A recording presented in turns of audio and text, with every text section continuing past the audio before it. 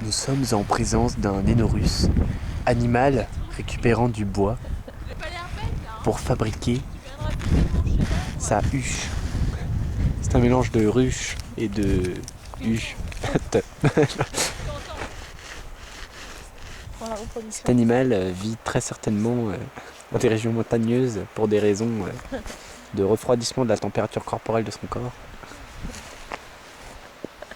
Nous l'observons maintenant à une distance de 800 mètres Grâce à mon super zoom. grâce à mon super zoom. Il faut savoir qu'un Énorus c'est un animal exclusivement homosexuel, ce qui pose des problèmes à sa reproduction.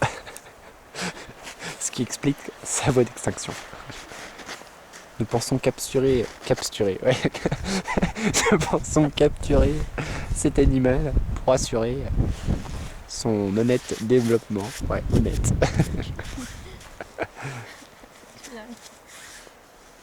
Vous remarquerez très certainement la circonférence de ses fesses, tout à fait disproportionnelle face à son corps, À son cerveau. ainsi qu'à son cerveau.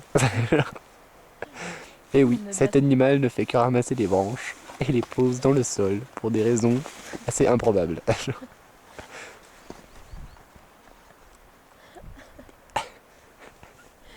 Notons que son handicap à toute réflexion plausible sur l'intérêt de ses actions lui pose un problème dans sa survie également.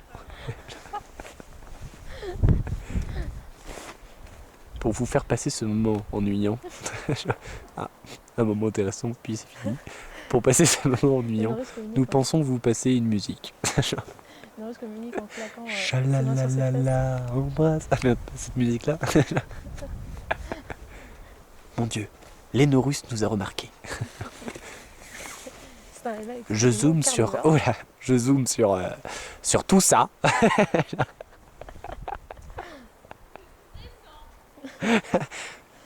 Elle semble communiquer.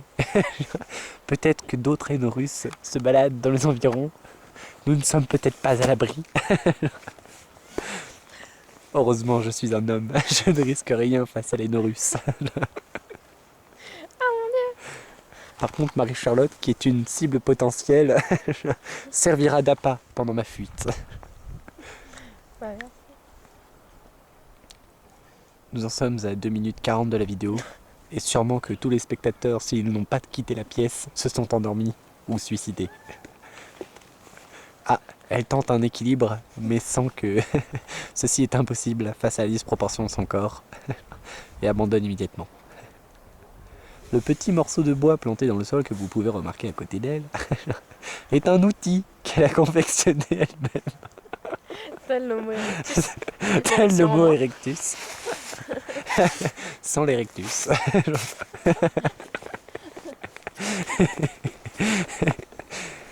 Bien sûr, après avoir cassé ce petit bout de bois qui était initialement planté dans le sol, celle-ci l'a immédiatement replanté pour assurer sa conservation.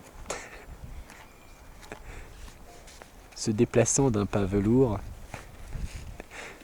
et faisant preuve d'une délicatesse extrême quant à ses multiples ustensiles, l'Énorus ne sait toujours pas ce qu'elle fait.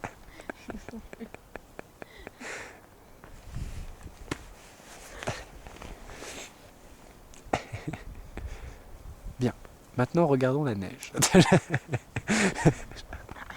Oh pardon.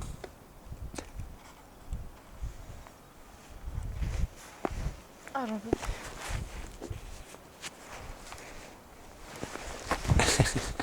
On va essayer de communiquer avec Énorus.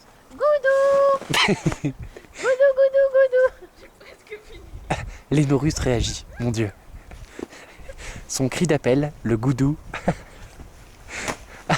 augmente la température de celle-ci, ce qui l'oblige à se rouler dans la neige, de manière à refroidir son corps, en commençant par les pieds, évidemment.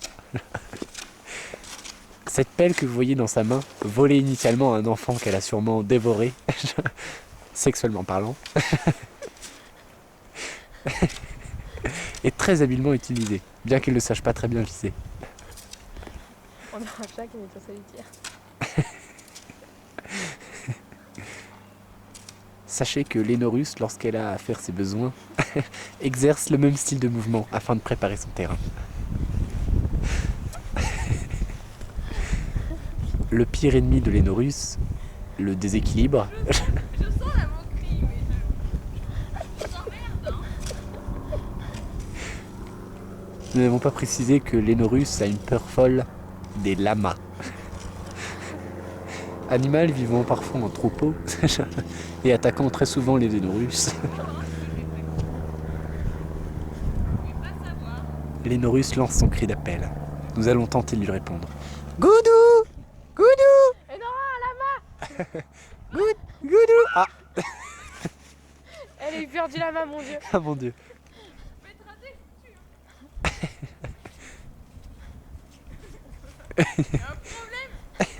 Mon dieu, nous sentons l'agressivité du goudou, de l'Enorus, pardon. De la famille du goudou. Du goudou. Oh putain, super. Bon, après la 8724e prise des fesses du goudou, de l'Enorus, font chier avec son cri du goudou. Elle va rechercher son aliment principal, la pomme de pin. Rentrant dans sa tanière, un sapin tout juste abritant le vent,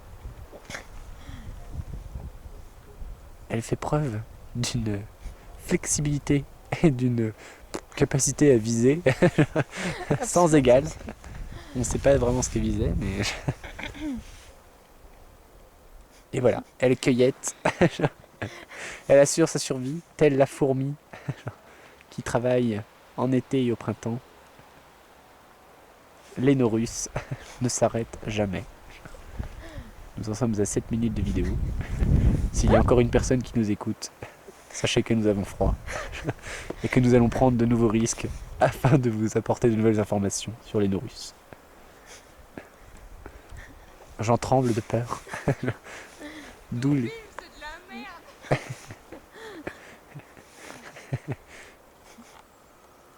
Qu'est-ce qu'elle fait? C'est une boxe.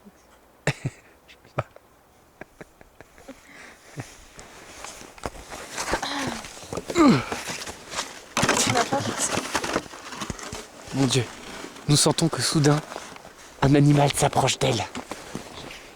Il tente de la dévorer très certainement. Fallait venir.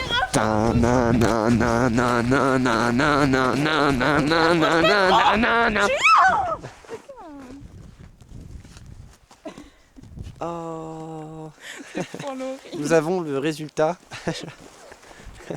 L'Enorus spectus gudus cactapus. Elle commence par sa phrase par un et. Oui, elle a quelques problèmes dans l'ordre de ses mots. Plutôt que commencer par Happy New Year, nous avons un and a Happy New Year. Cœur. Ah, c'est un cœur. C'est peut-être une flèche. Mais t'approches pas trop. Le bâton. Notez la précision de l'animal. Qui ne sait pas quelle pomme de pain mettre où. Laisse-moi tranquille. Entendez-vous ces cris? Sûrement un enfant dévoré par un autre Enorus.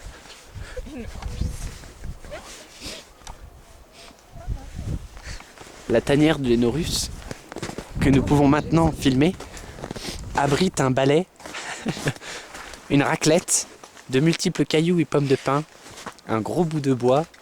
Ah, elle a quand même une cuisine intégrée, hein. Avec une grille au sol, quelques bûchettes pour chauffer son riz le soir, et son lit, accompagné de ses effets personnels. Bien sûr, je ne vous dirai pas à quoi sert la bassine. Les deux perches que vous voyez ici, non plus. Sa sortie de secours, que nous allons peut-être devoir emprunter. Et si vous remarquez bien, du bois au sol, ces escaliers, mon Dieu, elle prépare peut-être un nouvel aménagement. L'Enorus est pleine de surprises. La suite au prochain épisode.